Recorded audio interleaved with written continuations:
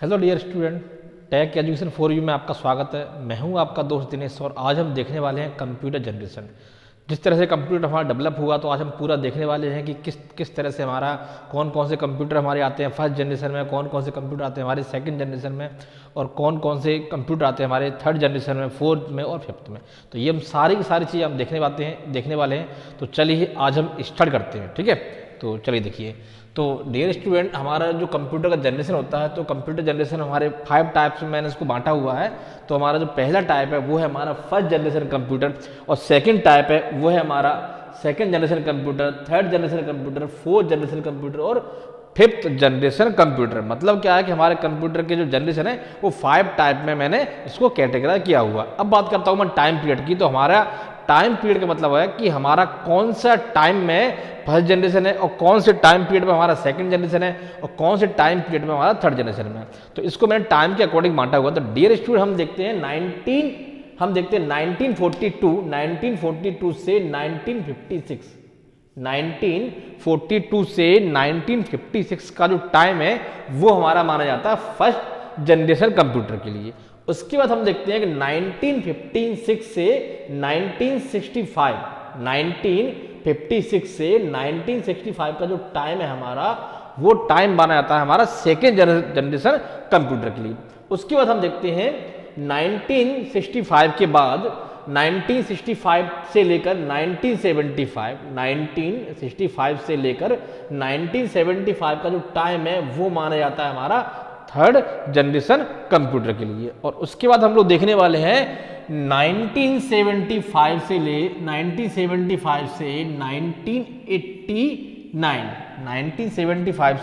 1989 का जो टाइम है वो हमारा माना जाता है फोर्थ जनरेशन कंप्यूटर के लिए। और 1989 से अब तक का जो टाइम है, 1989 से अब तक का जो टाइम है वो माना जाता है हमारा कौन सा, फिफ्थ जनरेशन कंप्यूटर में। इसका मतलब आज हम जो भी पीसी जो भी यूज करते हैं वो हमारे कौन से हैं, वो आते हैं हमारे सभी के सभी फिफ्थ जनरेशन कंप्यूटर में, ठीक है। तो ये हो गया हमारा टाइम पीरियड। ये क्या हो गया हमारा टाइम पीरियड। उसके बाद हम लोग बात करते हैं कोर एलिमेंट। कोर एलिमेंट मतलब होता है कि हमारे किस जनरेशन में कोर एलिमेंट, मतलब किस जनरेशन में किस एलिमेंट की वजह से हमारा सबसे ज्यादा कंप्यूटर का हमारा विकास हुआ। तो चलिए देखते हैं। तो कोर एलिमेंट की हम लोग बात करते हैं तो हमारा फर्स्ट जनरेशन कंप्यूटर था, उसमें हम लोग यूज करते थे वैक्यूम ट्यूब। क्या यूज करते थे dear student? Vacuum tube use करते। ये हमारे एक बल्ब की तरह होते थे। इसके अंदर कांच से और वायर से मिलके बनते थे। जिस तरह से हमारा एक बल्ब होता है उस तरह से ही होते थे और बहुत सारे वैक्यूम ट्यूब मिलकर हमारा क्या बनाते थे, कंप्यूटर बनाते थे, ठीक है। तो फर्स्ट जनरेशन हमारा क्या होता था, वैक्यूम ट्यूब। उसके बाद सेकेंड जनरेशन में हमारा क्या हुआ, आया ट्रांजिस्टर। हमारा क्या आया, ट्रांजिस्टर। और ट्रांजिस्टर ने हमारा क्या किया, वैक्यूम ट्यूब को रिप्लेस कर दिया, ठीक है। फर्स्ट जनरेशन में था हमारा वैक्यूम ट्यूब और ट्रांजिस्टर था सेकेंड जनरेशन में, जिसने फर्स्ट जनरेशन की वैक्यूम ट्यूब को रिप्लेस कर दिया था, ठीक है। उसके बाद हम आते हैं थर्ड जनरेशन। तो थर्ड जनरेशन में हमारे रजिस्टर को रिप्लेस किया था आईसी ने। आईसीएस मतलब क्या होता है, इंटीग्रेटेड सर्किट। मतलब इंटीग्रेटेड सर्किट जो थे उसने किसको रिप्लेस किया था, ट्रांजिस्टर को। और इंटीग्रेटेड सर्किट हमारे बने होते थे किससे, ट्रांजिस्टर से, रजिस्टर से एंड कैपेसिटर से। मतलब इंटीग्रेटेड सर्किट हमारे 3 चीजों से मिलकर बने होते थे। वो था हमारा ट्रांजिस्टर, रजिस्टर और कैपेसिटर। और इसको रिप्लेस किया, किसने रिप्लेस किया था इसको, VLSI ने किसको रिप्लेस किया था, तो VLSI ने रिप्लेस किया था हमारा इंटीग्रेटेड सर्किट को। तो VLSI की फुल फॉर्म क्या है, वेरी लार्ज स्केल इंटीग्रेशन, ठीक है। इसको हम लोग बोलते हैं आज का माइक्रो प्रोसेसर। क्या बोलते हैं इसको, हमारा माइक्रो प्रोसेसर, ठीक है। अब उसके बाद आज की हम जो बात करते हैं प्रेजेंट जनरेशन में VLSI को भी रिप्लेस किसने किया था, ULSI ने। इसका फुल फॉर्म क्या होता है, अल्ट्रा लार्ज स्केल इंटीग्रेशन। मतलब वेरी लार्ज से भी हमारा बड़ा होता है, क्या होता है हमारा ULSI, ultra large scale integration, ठीक है। तो ये था हमारा कोर एलिमेंट। मतलब कोर एलिमेंट का मतलब क्या होता है, जो हमारा मेन जो विकास हुआ था वो हुआ था हमारे इसकी वजह से। वैक्यूम ट्यूब को रिप्लेस किया था हमारा ट्रांजिस्टर ने, और ट्रांजिस्टर को रिप्लेस किया था हमारा इंटीग्रेटेड सर्किट ने, और इंटीग्रेटेड सर्किट को रिप्लेस किया था VLSI ने, वेरी लार्ज स्केल इंटीग्रेशन ने, और VLSI को रिप्लेस किया था हमारा ULSI ने। तो इसीलिए मैंने क्या बोला, कोर एलिमेंट मेन जो हमारा विकास हुआ था कंप्यूटर में वो इसकी वजह से हुआ था हमारा। ठीक है, अब हम देखते हैं स्टोरेज। देखिए तो स्टोरेज में हमारा फर्स्ट जनरेशन कंप्यूटर यूज करता है पंच कार्ड। पंच कार्ड का यूज करता था इनपुट देने के लिए, और आउटपुट के लिए यूज करता था पेपर टैप। क्या यूज करता था हमारा, पेपर टैप। पंच कार्ड का यूज करता था इनपुट के लिए और इसका यूज करता था आउटपुट के लिए। ठीक है, उसके बाद हम बात करते हैं तो सेकंड जनरेशन में हमारा मैग्नेटिक कोर हमारा यूज था प्राइमरी मेमोरी के लिए। मैग्नेटिक कोर को हम यूज करते हैं प्राइमरी मेमोरी के रूप में यूज करते थे, और हमारा मैग्नेटिक टैप, मैग्नेटिक डिस्क को हम लोग यूज करते थे सेकेंडरी मेमोरी की। मतलब आज की जो प्राइमरी की मैं बात करता हूं तो उस जमाने का, मतलब सेकंड जनरेशन में जो प्राइमरी मेमोरी थी वो में मेरा क्या था, मैग्नेटिक कोर, और सेकंड जनरेशन में मेरी जो सेकेंडरी मेमोरी क्या थी, मैग्नेटिक टैप और मैग्नेटिक डिस्क। अब हम बात करते हैं थर्ड जनरेशन में। तो थर्ड जनरेशन में भी हमारा सेम ही था, मतलब थर्ड जनरेशन में स्टोरेज में कुछ ज्यादा विकास नहीं हुआ। उसकी हम लोग बात करते हैं फोर्थ जनरेशन में। तो फोर्थ जनरेशन में हमारी जो प्राइमरी मेमोरी के रूप में हम लोग यूज करते थे सेमीकंडक्टर का, मतलब प्राइमरी की मेमोरी के रूप में हम लोग यूज करते थे सेमीकंडक्टर का, और सेकेंडरी मेमोरी के रूप में यूज करते थे हम लोग मैग्नेटिक डिस्क और मैग्नेटिक टेप का। मतलब सेकेंडरी मेमोरी में ज्यादा विकास नहीं हुआ था। ठीक है, और हम जो बात करते हैं प्रेजेंट की, तो आज हम प्रेजेंट में प्राइमरी मेमोरी के लिए हम लोग यूज करते हैं रैम का और रोम का, और सेकेंडरी मेमोरी के लिए यूज करते हैं हम लोग हार्ड डिस्क का और SSD का। हार्ड डिस्क का यूज करते हैं और किसका करते हैं, SSD का, जो कि बहुत ज्यादा साइज में बड़ा होता है। देखिए अब बात करता हूं मैं स्टोरेज। तो स्टोरेज की अगर मैं बात करता हूं तो फर्स्ट जनरेशन का हमारा जो स्टोरेज था, मतलब स्टोरेज के लिए यूज करता था हमारा मैग्नेटिक, तो बहुत ही कम मेमोरी हुआ करती थी। सेकेंड जनरेशन मेमोरी बढ़ती गई, मतलब फर्स्ट जनरेशन से फिफ्थ जनरेशन का हमारा जो मेमोरी थी, मतलब हमारा जो स्टोरेज था उसका साइज हमारा बढ़ते गया, और आज हमारा कहां पहुंच गया हमारा कि हम हार्ड डिस्क और SSD का यूज कर रहे हैं। तो मतलब अगर आपसे साइज की बात करता है तो स्टोरेज हमारा क्या हुआ, बड़ा हुआ है। हमारा स्टोरेज क्या हुआ, बड़ा आ गया। फर्स्ट जनरेशन में कम स्टोरेज, सेकंड जनरेशन में उससे ज्यादा, थर्ड में उससे भी ज्यादा, फोर्थ में उससे भी ज्यादा, और फिफ्थ में सबसे ज्यादा। अभी हम क्या है, अभी हम फिफ्थ जनरेशन में। हो सकता है फ्यूचर में इससे भी बड़ी कोई डिवाइस आए और ज्यादा स्टोर करती हो। ठीक है, तो ये हो गया हमारा स्टोरेज। अब हम बात करता हूं एग्जाम्पल, मतलब किस जनरेशन में कौन कौन से कंप्यूटर हमारे थे। तो सबसे पहले हम लोग बात करते हैं फर्स्ट जनरेशन की। तो फर्स्ट जनरेशन में हमारा क्या था, एक तो था हमारा ENIAC, electronic numerical integrator automatic computer. दूसरा हमारा क्या था, ईडी वैक का फुल फॉर्म क्या है हमारा, electronic discrete variable automatic computer. उसके बाद हमारा क्या बना था, उसके बाद हमारा ये आया था ईडी सेक का मतलब क्या होता है, electronic delay storage automatic computer. उसके बाद हमारा क्या आया था, यूनिवर्सल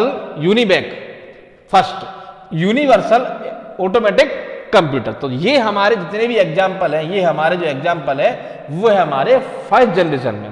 मतलब फर्स्ट जनरेशन में हमारे ये कंप्यूटर थे जिनके साइज बहुत ही बड़े हुआ करते थे। ठीक है, अब हम बात करते हैं सेकंड जनरेशन में। तो सेकंड जनरेशन में आया था हमारा IBM 7030, और एक और क्या था हमारा हनीवेल 400, और एक और क्या था हमारा CDC 1604। तो ये हमारे किसके एग्जाम्पल है, ये हमारे सेकंड जनरेशन के कंप्यूटर के एग्जाम्पल है।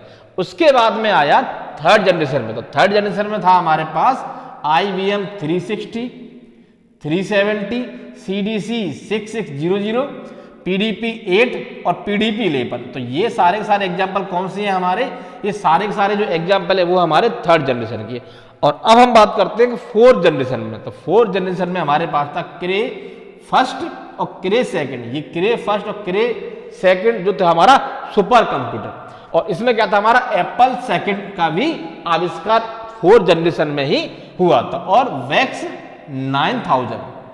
तो ये सारे एग्जाम्पल किसके हमारे, ये सारे एग्जाम्पल हमारे फोर्थ जनरेशन कंप्यूटर के। और उसके बाद आते हैं हम लोग फिफ्थ जनरेशन कंप्यूटर, मतलब प्रेजेंट की में आते हैं। प्रेजेंट में हमारा क्या था, IBM PC, नोटबुक, परम। तो आज इसका साइज बहुत ज्यादा छोटा हो गया है, आज इनका साइज बहुत ज्यादा छोटा होते गया। ठीक है, तो ये जो एग्जाम्पल है हमारे IBM, नोटबुक, परम, ये सारे एग्जाम्पल हमारे कौन से, फिफ्थ जनरेशन कंप्यूटर के। ठीक है, अब एक चीज और देखते हैं हम इसमें। देखिए, अब हम बात करते हैं इलेक्ट्रिसिटी कंज्यूम। तो इलेक्ट्रिसिटी कंज्यूम की अगर मैं बात करता हूं, मतलब इलेक्ट्रिसिटी सबसे ज्यादा कंज्यूम होती थी हमारे फर्स्ट जनरेशन कंप्यूटर में। हमारे फर्स्ट जनरेशन के जो कंप्यूटर होते थे, इनका साइज एक रूम के बराबर, मतलब बहुत बड़ा इनका साइज हुआ करता था, जो इनको बहुत ज्यादा इलेक्ट्रिसिटी चाहिए चालू होने के लिए, स्टार्ट होने के लिए।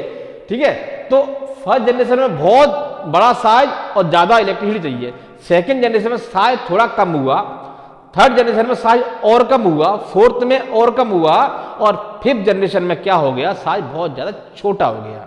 ठीक है, और इलेक्ट्रिसिटी भी इसको कम मिलने लगी। मतलब सबसे ज्यादा इलेक्ट्रिसिटी, सबसे ज्यादा इलेक्ट्रिसिटी किसमें हमारी कंज्यूम होती है, फर्स्ट में, उससे कम सेकंड में, उससे कम थर्ड में, उससे कम फोर्थ में, और सबसे कम फिफ्थ में।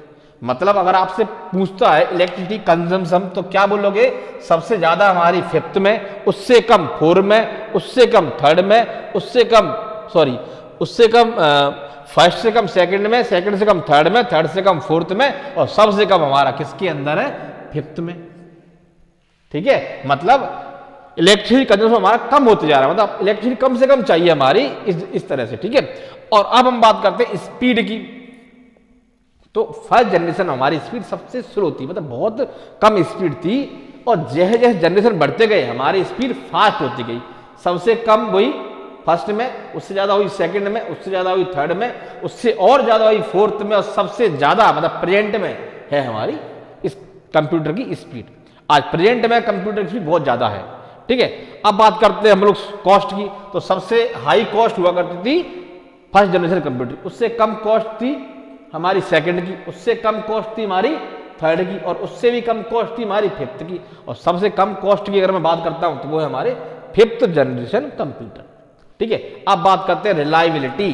तो रिलायबिलिटी सबसे कम थी हमारी फर्स्ट जनरेशन कंप्यूटर। इसमें हो सकता है कि आउटपुट आपका रॉन्ग आए, तो सबसे कम रिलायबिलिटी फर्स्ट जनरेशन की, उससे ज्यादा रिलायबिलिटी हमारी सेकंड जनरेशन की, उससे ज्यादा रिलायबिलिटी हमारी थर्ड जनरेशन की, और उससे भी ज्यादा रिलायबिलिटी हमारी फोर्थ जनरेशन की, और सबसे ज्यादा रिलायबिलिटी की अगर मैं बात करता हूं तो वो है हमारा फिफ्थ जनरेशन।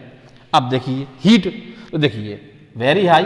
अच्छा, फर्स्ट जनरेशन कंप्यूटर में हीट बहुत ज्यादा होती थी, उसका सबसे बड़ा रीजन ये है कि इसमें हम लोग यूज करते थे वैक्यूम ट्यूब, मतलब बहुत सारे वैक्यूम ट्यूब लगाते थे कंप्यूटर के अंदर, जिससे उसकी हीट बहुत ज्यादा रहती थी। और उस हीट को हमने कम किया किसमें, सेकेंड जनरेशन कंप्यूटर में, और उससे भी हीट को और कम किया थर्ड जनरेशन कंप्यूटर में, और कम किया फोर्थ जनरेशन में। और आज का जो पीसी है, आज का जो कंप्यूटर है, उससे हीट बहुत ही कम जनरेट होती है। मतलब क्या था, उस जमाने में जो पीसी होते थे हमारे, वो इतनी हीट करते थे कि उसको हम लोगों को क्या करता, एसी में रखना पड़ता था। यहाँ भी हम एसी का यूज करते हैं, यहाँ भी हम एसी का यूज करते हैं, यहाँ भी एसी का यूज करते हैं, लेकिन यहाँ पे हम एसी का यूज ना भी करें तो भी ये लोग काम कर सकते हैं। ठीक है, तो हीट का भी होगी। अब बात करते हैं लैंग्वेज की।